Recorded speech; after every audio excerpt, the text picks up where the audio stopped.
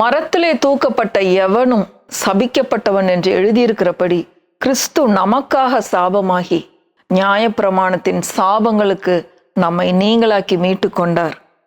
ஆபிரகாமுக்கு உண்டான ஆசீர்வாதம் கிறிஸ்து இயேசுவினால் புறஜாதிகளுக்கு வரும்படியாகவும், ஆவியை குறித்து சொல்லப்பட்ட வாக்குத்தத்தத்தை நாம் விசுவாசத்தினாலே பெறும்படியாகவும் அப்படி ஆயிற்று.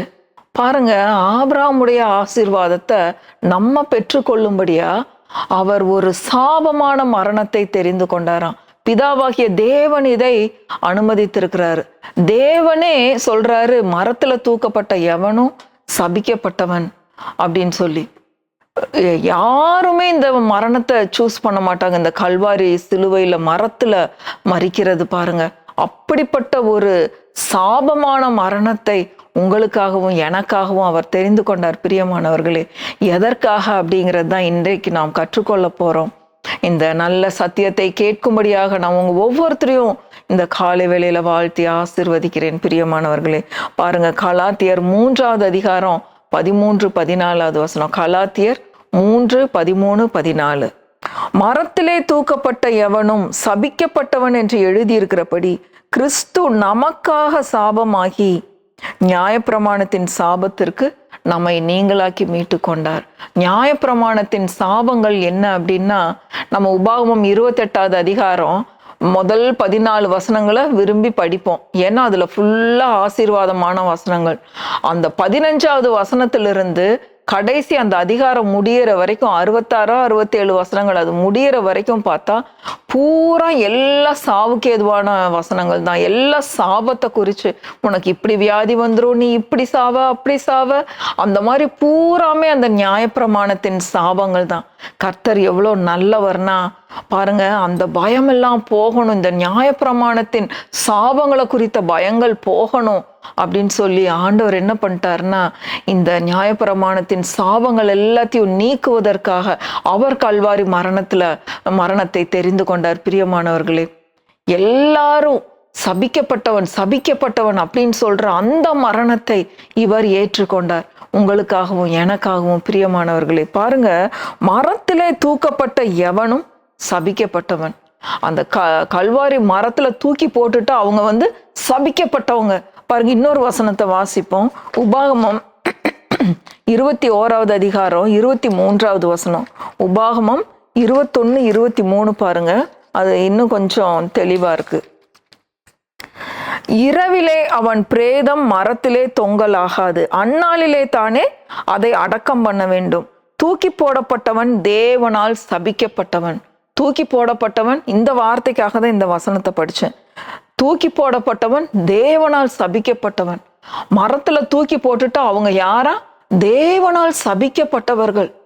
இப்படிப்பட்ட தெய்வ குமாரனை நம்மளுக்காக இந்த உலகத்துல பிறக்க வச்சு நம்மளுக்காக சாபமாக்கிட்டாரு.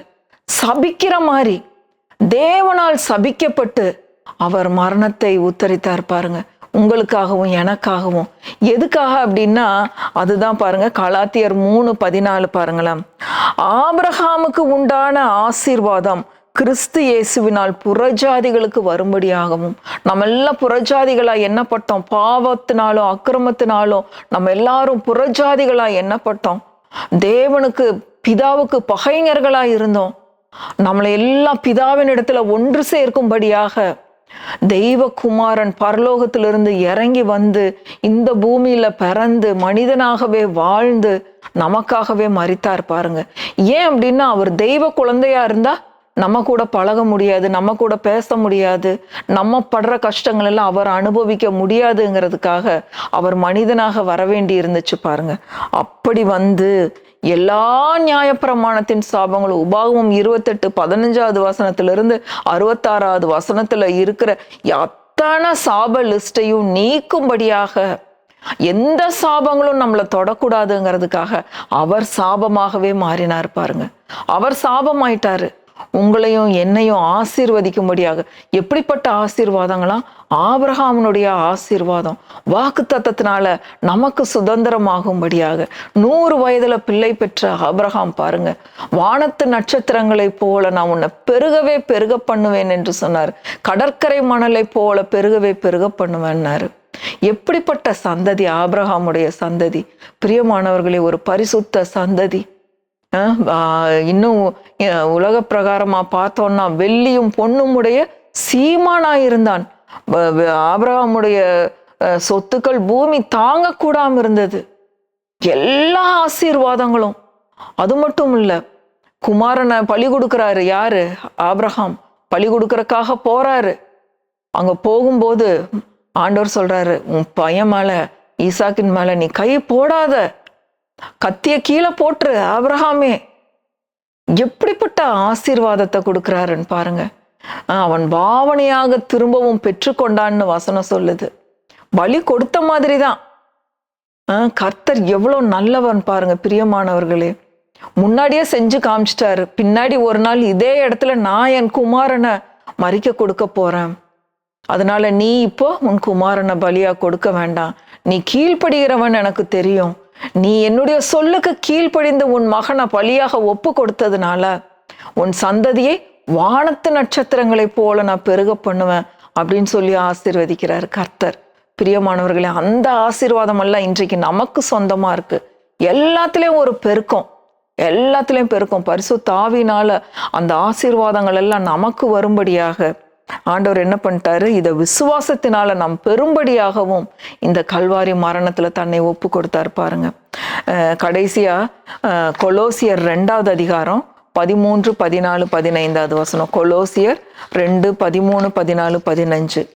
உங்கள் பாவங்களினாலேயும் உங்கள் மாம்ச விருத்த சேதனம் இல்லாமையினாலேயும் மரித்தவர்களாயிருந்த உங்களையும் அவரோடே கூட உயிர்ப்பித்து அக்கிரமங்கள் எல்லாவற்றையும் உங்களுக்கு மன்னித்து, எல்லா அக்கிரமங்களையும் மன்னித்து நம்மளை அவரோடு கூட உயிர்ப்பித்தாரு கல்வாரி சிலுவையின் மரணத்தின் மூலமாக. அடுத்தது 14வது வசனம். நமக்கு எதிரடையாகவும் கட்டளைகளால் நமக்கு விரோதமாகவும் இருந்த கையெழுத்தை குலைத்து, உங்களுக்கு விரோதமா இன்னைக்கு ஏதாவது ரிப்போர்ட்ல கோர்ட் ரிப்போர்ட்டு, ஹாஸ்பிட்டல் ரிப்போர்ட்டு, இன்னும் என்னென்ன ரிப்போர்ட்டுகள் உங்களுக்கு விரோதமா எழுதப்பட்டிருந்தாலும் எல்லா கையெழுத்தையும் அவர் இந்த காலை வேளையில குலைத்திருக்கிறார். அதை ஒன்றும் இல்லாதபடி செய்திருக்கிறார்.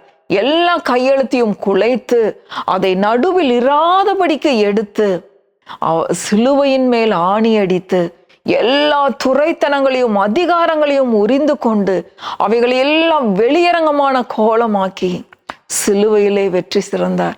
எவ்வளவு ஒரு அற்புதமான வார்த்தைன்னு பாருங்க. எல்லா துரைத்தனம், அதிகாரங்கள், பயங்கள், சாபங்கள் எல்லாத்தையும் ஒன்றுமில்லாதபடி செய்து தன்னுடைய சொந்த மாம்சத்துல அவைகள் எல்லாம் ஆக்கினைக்குள்ளாக தீர்த்தார் அப்படின்னு சொல்லி பார்க்கிறோம். அவருடைய மாம்சத்துல, இயேசு கிறிஸ்துவனுடைய மாம்சத்துல எல்லா பாவத்தையும் அவர் ஆக்கினைக்குள்ளாக தீர்த்து விட்டார். எல்லா பலவீனம், நோய்கள், சாபங்கள் எல்லாவற்றையும் அவர் ஆக்கினைக்குள்ளாக தீர்த்து ஒன்றுமில்லாதபடி செய்து உங்களையும் என்னையும் ஆபிரகாமின் ஆசீர்வாதத்திற்கு சொந்தக்காரர்களாக, சுதந்திரர்களாக ஆக்கிவிட்டார். பிரியமானவர்களே, எவ்வளவு நல்ல கர்த்தர்! இன்றைக்கு இந்த காலை வேளையில நாம் ஆராதிக்கிற நம் தேவன் அவர் உண்மையுள்ளவர். வாக்குத்தத்தம் பண்ணின தேவன் அவர் உண்மையுள்ளவர். நான் உன்னை விட்டு விலக மாட்டேன், நான் உன் கூடவே இருப்பேன் என்று சொன்ன தேவன் உங்களை விட்டு அவர் விலகிறதும் இல்லை, உங்களை கைவிடுறதும் இல்லை, உங்களை வெட்கப்படுத்துறதும் இல்லை. அவர் ரொம்ப நல்லவர். பிரியமானவர்களே, அப்படிப்பட்ட நல்ல ஆண்டவர் தான், நல்ல இரட்சகர் தான் உங்களுக்காகவும் எனக்காகவும் கல்வாரி சிலுவை மரணத்தை தெரிந்து கொண்டார். உங்களை ரட்சிக்கும்படியாக, மீட்கும்படியாக. இந்த நல்ல இரட்சகரை இந்த நாள்ல ஏற்றுக்கொள்ளுங்க. நிச்சயமாகவே ஆபிரகாமுக்கு உண்டான எல்லா ஆசீர்வாதங்களும் உங்களையும் உங்க குடும்பத்தையும் சேரும். சந்ததி சந்ததியாக இந்த ஆசீர்வாதத்துக்கு நீங்க சொந்தக்காரர்களாக இருப்பீர்கள். கர்த்தர் நல்லவர், அவரை துதியுங்கள், அவர் கிருபை என்றும் உள்ளது. ஆமென், ஆமென், ஆமென்.